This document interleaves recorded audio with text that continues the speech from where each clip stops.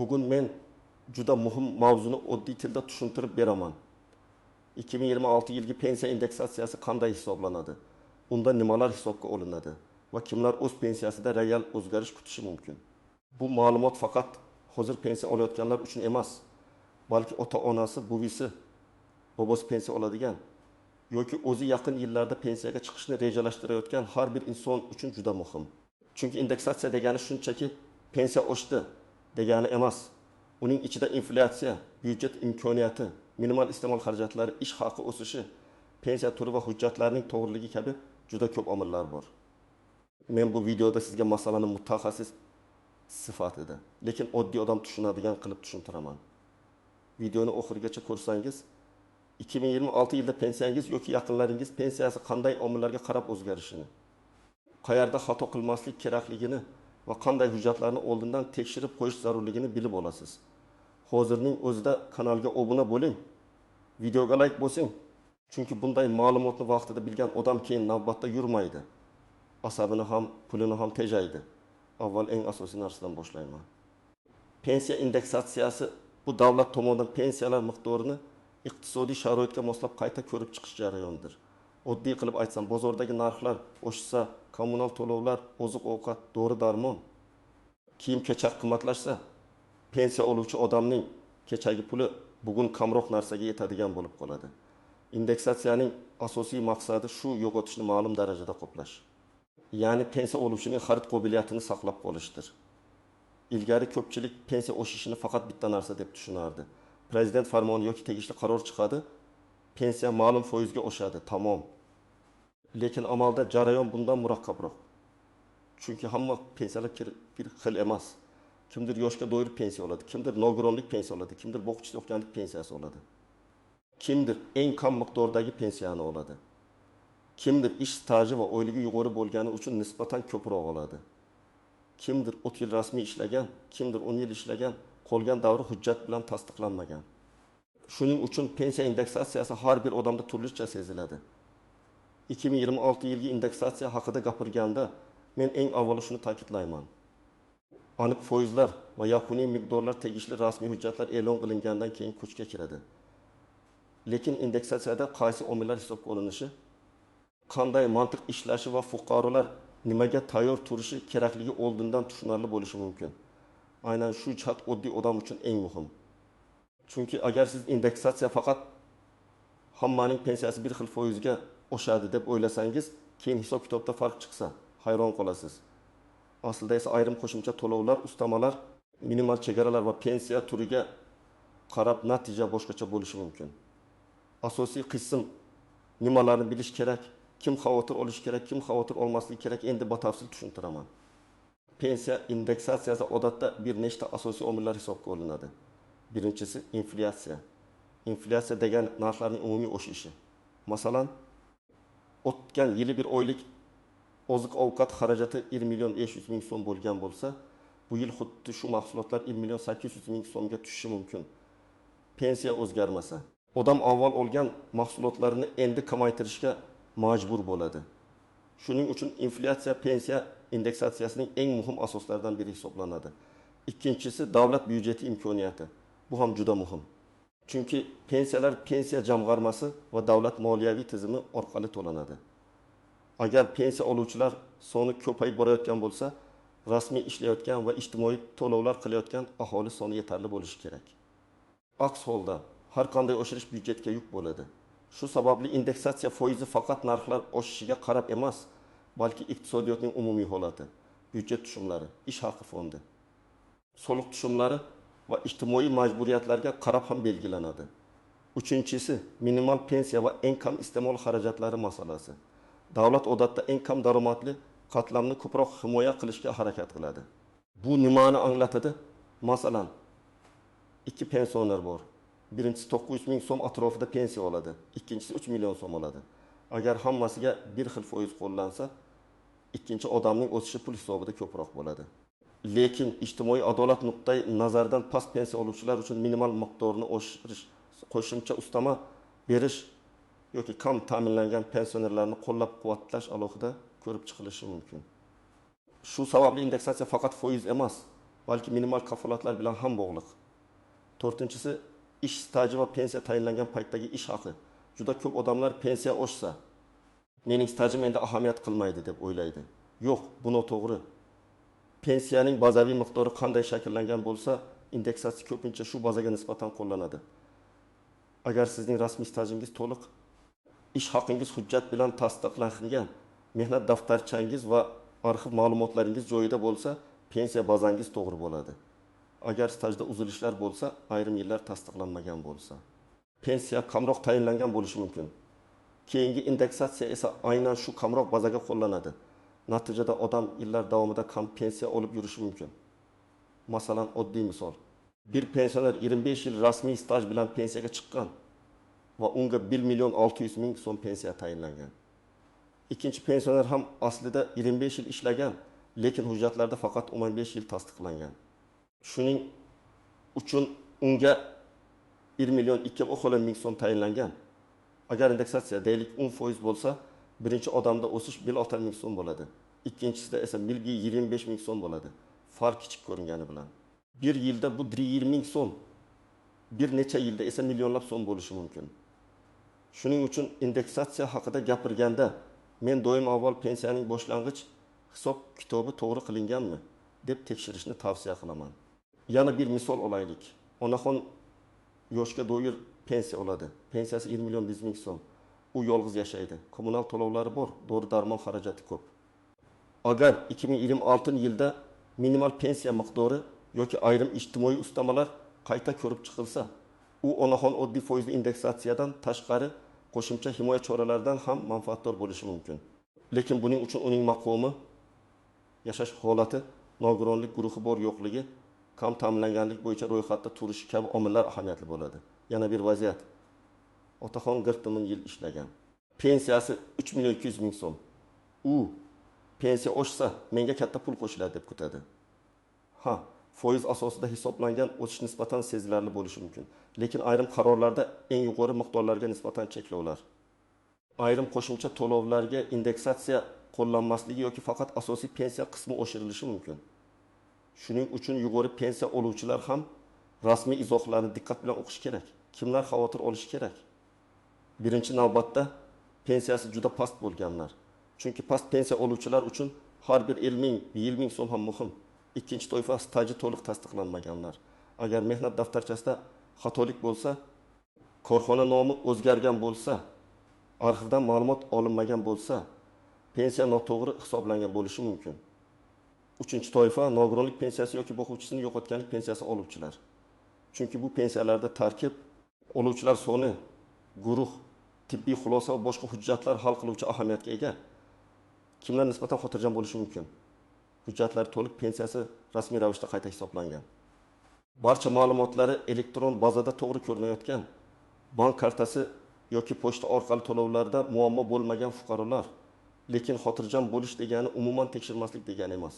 Men tajribamda ko'p ko'rganman. Odam yillar davomida hammasi joyida deb yuradi. Keyin birgina arxiv ma'lumotnomasi yetishmagani uchun pensiyasi aslida ko'proq bo'lishi mumkinligini bilib qoladi. Endi eng muhim nozik nuqtalarga o'tamiz. Birinchi nozik jihat. Indeksatsiya hamma to'lovlarga bir xil qo'llanmasligi mumkin.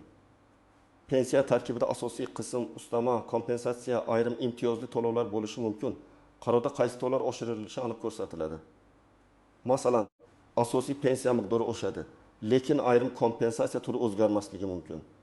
Odam esa umumiy summaga qarab, nega men kutganimcha oshmadi deb o'ylaydi. Sababi indeksatsiya umumiy summaga emas, faqat muayyan tarkibiy qismga qo'llangan bo'lishi mumkin. Ikkinchi nozik jihat, pensiya oshgan oy bilan pul kelib tushgan oy farq qilishi mumkin. Ba'zan qaror ma'lum sanadan kuchga kiradi. Lekin amaliy hisob-kitob va to'lov tizimida qayta hisoblash bir oz vaqt oladi. Bunday holatda farq keyingi oyda qo'shib to'lanishi mumkin. Shuning uchun birinchi oyda pul kamroq kelgandek tuyulsa, darhol vahima qilish kerak emas. Lekin albatta to'lov varaqasi yoki bankdagi tushum tarixini tekshirish kerak. Uchinchi jihat, pensiya miqdorining o'sishi ayrim ijtimoiy nafaqa yoki yordamlar bo'yicha mezonlarga ta'sir qilishi mumkin. Masalan, oilaning umumiy daromadi hisoblanganda pensionerning oshgan pensiyasi ham inobatga olinishi mumkin. Agar oila kam ta'minlangan deb e'tirof etilgan bo'lsa, daromad o'sishi ba'zi yordam turlariga ta'sir qilishi ehtimoldan xoli emas. Bu degani pensiya o'sishi yomon degani emas. Lekin oilaviy daromad bilan bog'liq dasturlarda buni oldindan tushunish kerak. 4-jihat ishlayotgan pensionerlar masalasi. Ayrim odamlar pensiya chiqqandan keyin ham ishlaydi.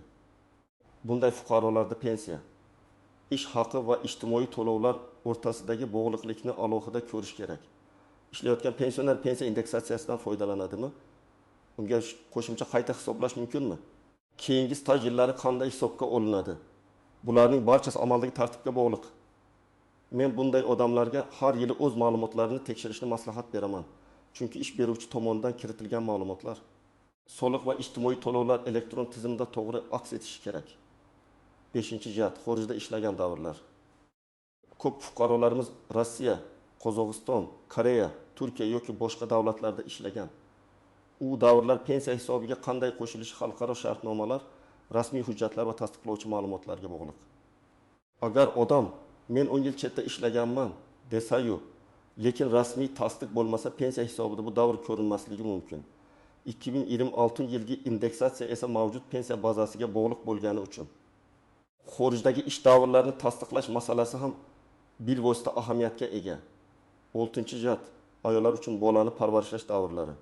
Ko'plab ayollar mehnat faoliyatida tanaffus qilgan bo'ladi.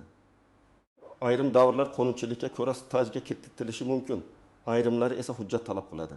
Agar bu davrlar to'g'ri aks etmagan bo'lsa, pensiya miqdoriga ta'sir qiladi.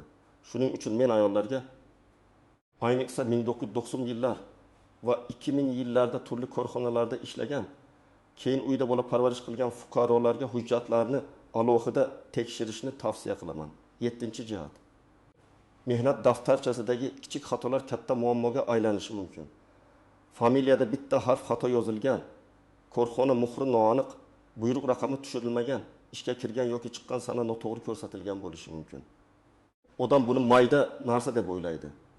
Lekin pensiya hisobida har bir yil, ba'zan har bir oy ahamiyatga ega. Agar staj tasdiqlanmasa, pensiya kamayadi. Keyin indeksatsiya bo'lsam kamaygan baza ustiga oshadi. 8-jihat. Bank kartasi va to'lov kanallari. Pensiya oshirilgandan keyin ayrim fuqarolar menga pul kelmadi deb o'ylaydi. Aslida karta muddati tugagan. Bank rekvizitlari o'zgargan yoki pochta orqali to'lov jadvali boshqa kunga tushgan bo'lishi mumkin. Shu sababli indeksatsiya davrida bank kartangiz amal qilish muddatini, SMS xabarnoma ulanganini, hisob raqamingiz faol ekanini tekshirib qo'ying. Endi eng kerakli qism, siz hozir nima qilishingiz kerak? Men buni bosqichma-bosqich aytaman. Birinchi qadam, pensiya miqdoringiz va uning tarkibini aniqlang. Faqat kartaga tushgan umumiy summaga qarab xulosa qilmang. Sizga tayinlangan asosiy pensiya miqdori qancha? Ustamalar bormi? Qo'shimcha to'lovlar bormi? Qaysi to'lov nimaga berilayotganini bilish kerak. Buning uchun pensiya jamg'armasining hududiy bo'limiga murojaat qilishingiz, MyBokkov.uz orqali elektron xizmatlardan foydalanishingiz yoki tegishli rasmiy kanallar orqali ma'lumot olishingiz mumkin. Ikkinchi qadam, mehnat stajingizni tekshiring. Mehnat daftarchangiz bo'lsa, undagi barcha yozuvlarni ko'rib chiqing. Ishga kirgan sana, ishdan bo'shagan sana korxona nomi, lavozim, muhr va imzolar to'g'ri bo'lishi kerak. Agar korxona tugatilgan bo'lsa, arxivdan ma'lumotnoma olish kerak bo'ladi. Buning uchun tuman yoki shahar arxiviga, ayrim holatlarda yuqori tashkilot arxiviga murojaat qilinadi. Ariza yozganda qaysi yillarda, qaysi tashkilotda, qaysi lavozimda ishlaganingizni aniq ko'rsating. 3-qadam shaxsiy ma'lumotlaringizni solishtiring. Pasport yoki ID karta ma'lumotlari, JSHIR, familiya, ism, otasining ismi. Tug'ilgan sana barcha hujjatlarda bir xil bo'lishi kerak. Ayniqsa nikohdan keyin familiyasi o'zgargan ayollarda bu masala ko'p uchraydi. Agar eski hujjatda boshqa familiya, yangi hujjatda boshqa familiya bo'lsa, nikoh guvohnomasi yoki familiya o'zgarganini tasdiqlovchi hujjat kerak bo'ladi. 4-qadam. Agar pensiyangiz noto'g'ri hisoblangan deb o'ylasangiz, og'zaki shikoyat bilan cheklanib qolmang. Yozma ariza bering. Arizada mening pensiyamni qayta hisoblab berishingizni so'rayman deb aniq yozing. Qaysi davrlar hisobga olinmaganini, qaysi hujjatlar ilova qilinayotganini ko'rsating. Arizani topshirganda kirim raqamini oling yoki elektron yuborsangiz, tasdiq xabarini saqlab qo'ying. Bu keyin javob muddatini nazorat qilish uchun kerak bo'ladi. 5-qadam, rasmiy manbalarni kuzating. Telegramdagi noma'lum kanallar, qo'shnilarning gapi, falonchi aytdi degan xabarlarga ishonib qolmang. Pensiya miqdori, indeksatsiya sanasi va foizlari faqat rasmiy hujjatlar asosida belgilanadi. Prezident farmonlari, hukumat qarorlari, pensiya jamg'armasi va tegishli vazirliklarning rasmiy e'lonlarini kuzatish kerak. Men ham har doim shuni aytaman. Pensiya mavzusida bitta noto'g'ri xabar odamlarni navbatga solib qo'yadi. Lekin rasmiy ma'lumot esa asabni saqlaydi. 6-qadam. Oiladagi pensionerlar uchun alohida papka tayyorlang. Unda pasport nusxasi, pensiya guvohnomasi yoki tayinlov hujjatlari, mehnat daftarchasi nusxasi, arxiv ma'lumotnomalari. Nogironlik bo'yicha hujjatlar, bank rekvizitlari, nikoh yoki familiya o'zgarishini tasdiqlovchi hujjatlar bo'lsin. Bu juda oddiy tuyuladi, lekin amalda eng katta yordam shu. Hujjatlar bir joyda bo'lsa murojaat qilish oson bo'ladi. 7-qadam. Agar pensioner yoshi katta bo'lsa, uni yolg'iz yubormang. Ko'p otaxon onaxonlar idoralarida savol berishga uyaladi. Tushunmagan joyini so'ramaydi. Keyin uyga kelib xavotir qiladi. Farzandlari yoki yaqinlari ularga yordam bersin. Lekin bu yerda muhim narsa bor. Pensioner nomidan ish yuritish uchun ayrim holatlarda ishonchnoma talab qilinishi mumkin. Shuning uchun oldindan qaysi xizmatga qanday hujjat kerakligini aniqlab oling. 8-qadam. Agar siz hali pensiyaga chiqmagan bo'lsangiz, hozirdan tayyorlaning. Pensiya yoshi yaqinlashganda emas, kamida 2-3 yil oldin staj va ish haqi hujjatlarini tekshirish kerak. Chunki arxidan ma'lumot olish vaqt oladi. Korxona tugatilgan bo'lishi mumkin, hujjatlar boshqa tashkilotga o'tgan bo'lishi mumkin. Pensiyaga chiqish kuni kelganda hammasini shoshilib yig'ish juda qiyin. Endi bir real hayotiy vaziyatni tasavvur qilaylik. Sizning onangiz 2026 yilda pensiya indeksatsiyasidan keyin pulim kam oshdi deb aytdi. Siz birinchi nima qilasiz? Avval bank tushumini ko'rasiz. Keyin pensiya tarkibini aniqlaysiz. So'ng oxirgi rasmiy qarorda qaysi to'lovlar oshirilgani, qaysi sanadan kuchga kirgani va qayta hisoblash qanday bo'lishini tekshirasiz. Agar shunda ham farq tushunarsiz bo'lsa, pensiya jamg'armasiga yozma murojaat qilasiz. Mana shu tartib to'g'ri. Darhol menga kam berishdi deb xulosa qilish ham, umuman e'tibor bermaslik ham noto'g'ri. Yana bir misol. Otangiz ishlagan zavod 2005 yilda yopilgan. Mehnat daftarchasida 1990-2005 yillar bor, lekin muhr noaniq. Pensiya tayinlanganda bu davrning bir qismi hisobga olinmagan bo'lishi mumkin. Agar siz arxivdan ish haqi va staj haqida ma'lumotnoma olsangiz, pensiya qayta hisoblanishi ehtimoli paydo bo'ladi. Keyingi indeksatsiyalar ham yangilangan pensiya bazasiga qo'llanishi mumkin. Demak, bitta hujjat kelajakdagi barcha oshishlarga ta'sir qilishi mumkin. Yana bir muhim maslahat, pensiya oshirilganda qarzdorlik, aliment, ijro hujjatlari yoki boshqa ushlab qolishlar bo'lsa, kartaga tushadigan yakuniy summa siz kutgandan kam bo'lishi mumkin. Bu indeksatsiya bo'lmadi degani emas. Balki pensiya hisoblangan, lekin undan qonuniy ushlab qolish bo'lgan. Shuning uchun sof tushum bilan hisoblangan pensiya miqdorini aralashtirib yubormang. Xulosa qilib aytaman. 2026 yilgi pensiya indeksatsiyasida faqat bitta foiz emas, inflyatsiya, davlat byudjeti imkoniyati, minimal ijtimoiy kafolatlar, pensiya turi, staj, ish haqi hujjatlarining to'g'riligi va qo'shimcha to'lovlar tarkibi hisobga olinadi. Eng katta xato shuki, odamlar pensiya oshishini kutadi, lekin o'z hujjatlarini tekshirmaydi. Aslida esa pensiya bazasi to'g'ri bo'lsa, indeksatsiya ham to'g'ri seziladi. Men sizga tavsiya qilaman, bugunoq o'zingiz yoki ota-onangiz pensiya hujjatlarini ko'rib chiqing. Stajda uzilish bormi? Arxiv ma'lumotnomasi kerakmi? Bank rekvizitlari to'g'rimi? Rasmiy ma'lumotlar mosmi? Tekshiring. Agar savol bo'lsa, og'zaki gap bilan cheklanmasdan yozma murojaat qiling. Sizningcha 2026 yilda pensiya indeksatsiyasida eng avvalo nimalar hisobga olinishi kerak? Inflyatsiyami, dori-darmon narxlarimi, kommunal to'lovlarmi yoki minimal pensiya miqdorimi? Fikringizni izohlarda yozib qoldiring. Videoga like bosing, kanalga obuna bo'ling va bu videoni pensiya oladigan yaqinlaringizga yuboring. Chunki bu ma'lumotni vaqtida bilgan odam o'z haqini yaxshiroq himoya qiladi.